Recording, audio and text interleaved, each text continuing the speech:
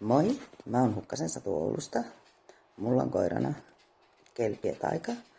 Taika on nyt 2,5-vuotias kodinvaihtaja. Ollut mulla nyt tasan vuoden suurin piirtein. Ja tosiaan ensimmäiset 1,5 vuotta se toimii ihan työkoirana lampaiden kanssa. Ja nykyään me harrastetaan Taikan kanssa sitten noitten lampaiden paimennusta ja karkurilampaiden jäljestämistä. Ja Taika haluaa aina kuviin näköjään. Parasta mulla ja Taikalla on se, että meillä on suhde ihan älyttömän hyvä.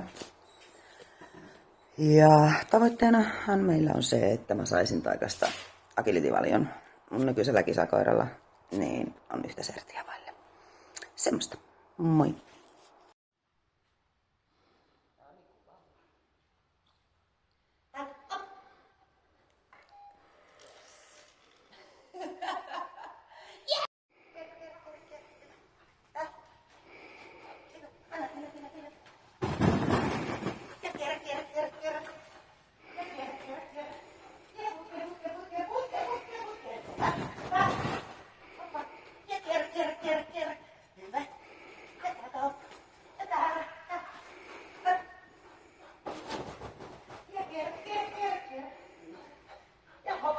Oho!